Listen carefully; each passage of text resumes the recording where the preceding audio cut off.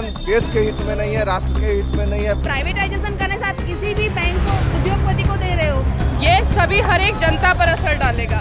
जिनके लिए आप पॉलिसी बना रहे हो, जिन बैंकर्स के लिए आप पॉलिसी बना रहे हो, उनसे आप बात करने को तैयार नहीं है।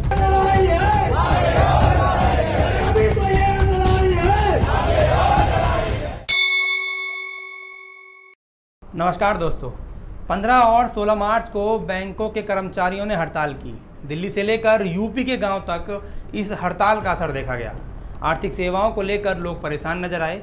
आपको यह बात भी जाननी चाहिए कि सभी बैंकों के कर्मचारियों ने हड़ताल नहीं की, बल्कि United forum of bank union के कर्मचारियों ने ही हड़ताल की। United forum of bank union 9 बैंकों की यूनियन से मिलकर बनी एक यूनियन है। केंद्र सरकार ने सरकारी बैंकों को निजी करने का फैसला लिया था, जिसको लेकर यूएफबीयू ने हड़ताल की।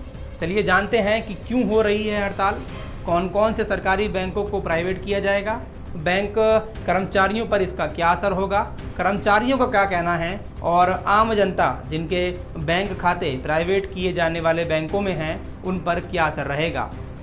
अंत में हम आपको बताएंगे कि सरकार का इस पर क्या कहना है। 4 दिन बैंकों के बंद रहने से कारोबार पर बेहद बुरा असर देखने को पड़ा है। दिल्ली के ऑल इंडिया व्यापार मंडल के प्रेसिडेंट देवेंद्र अग्रवाल ने इस हड़ताल के चलते 50,000 करोड़ से 70,000 करोड़ रुपए रोजाना का नुकसान का अनुमान लगाया है। एक निजी अखबार ने अपनी रिपोर्ट में छापा है कि केवल आगरा में बैंक कर्मियों की हड़ताल से लगभग 400 करोड़ रुपए की लेन देन ठप हो गई। बड़ी संख्या में चेक क्लियर नहीं हो पाए, नकद जमा और निकासी जमा जैसे काम भी अटक गए। मध्य प्रदेश में 7,800 बैंक शाखाओं में सोमवार को कामकाज ठप रहा।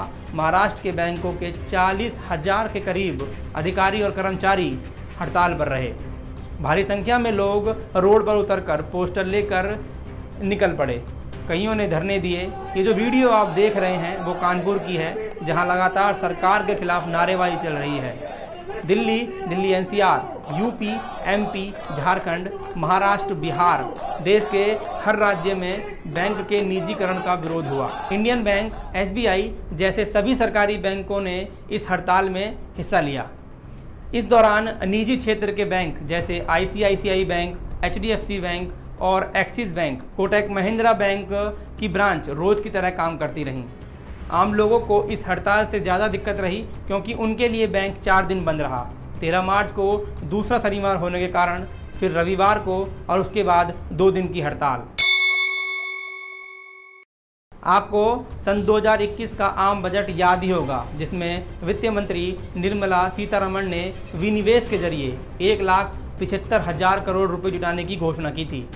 केंद्र की मोदी सरकार ने कई सरकारी कंपनियों के साथ कुछ बैंकों को भी निजी यानी कि प्राइवेट करने की बात कही थी। निजीकरण के जरिए से ही सरकार इतनी बड़ी रकम जुटाना चाहती है। वित्त मंत्री ने 2 सरकारी बैंकों के निजीकरण की बात कही थी। इससे पहले आईडीबीआई बैंक को बेचने का काम चल रहा है और जीवन बीमा निगम में हिस्सेदारी बेचने का ऐलान तो पिछले साल के बजट में ही हो चुका था। अब कौन से 2 बैंकों का निजीकरण होना बाकी है, यह अभी साफ नहीं हुआ है। लेकिन 15 फरवरी को समाचार एजेंसी राइटर्स की एक रिपोर्ट में यह अनुमान लगाया गया था कि bank of Maharashtra, bank of India, Indian overseas bank और सेंट्रल बैंक ऑफ इंडिया में से किन्हीं 2 बैंकों का निजीकरण हो सकता है। बात करते हैं आईडीबीआई बैंक की। तो जनवरी 2019 में एलआईसी ने आईडीबीआई बैंक की 51% हिस्सेदारी खरीदी थी। एलआईसी अब सरकारी हाथों में है, इसीलिए आईडीबीआई बैंक पूरी तरीके से निजी नहीं है। हालांकि हम सबको पता है कि एलआईसी भी अपनी हिस्सेदारी बेचने के रास्ते में है। इसके अलावा सरकार पिछले 4 सालों के दौरान 14 बैंकों का आपस में विलय यानी कि मिला चुकी है। सोचने वाली बात है कि आपने बड़ी मेहनत से एग्ज़ाम पास किया और नौकरी लगी ही थी कि फिर अचानक से बैंक ही प्राइवेट हो गया।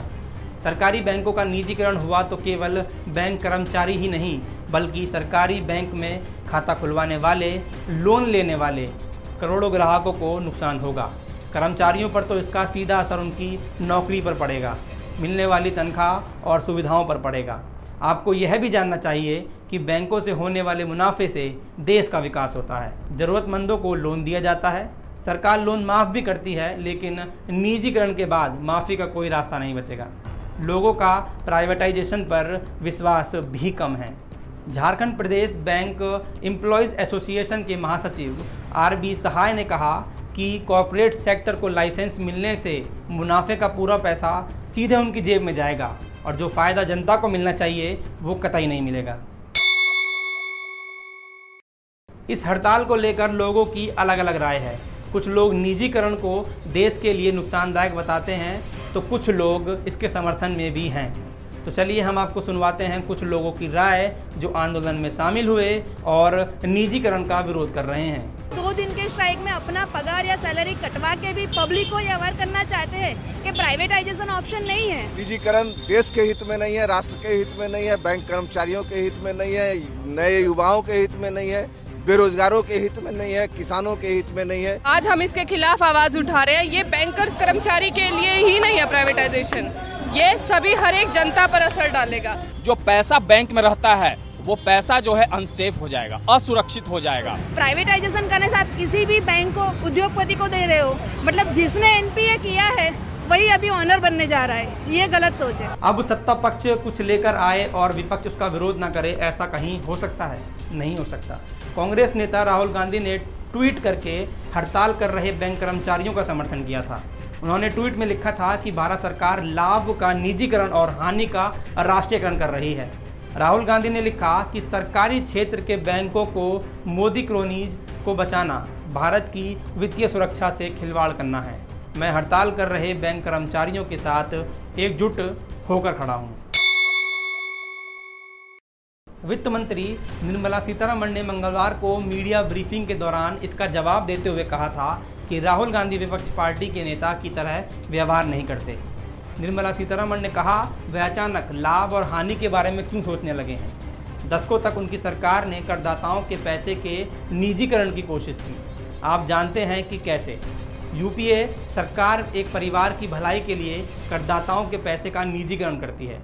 उन्होंने कहा उनकी दादी ने बैंकों का राष्ट्रीयकरण किया था, लेकिन बैंकों के घाटे का राष्ट्रीयकरण यूपीए के समय में हुआ था। अगर ये पूरी जानकारी आपको अच्छी लगी हो, अगर आपको वीडियो पसंद आई हो तो इस वीडियो को लाइक करें, शेयर करें और अपने दोस्तों को फॉरवर्ड करना ना भूलें। तो फिलहाल इस खबर में इतना ही। ज़्यादा खबरों के लिए देखते रहिए ऑथम न्यूज़। धन्यवाद।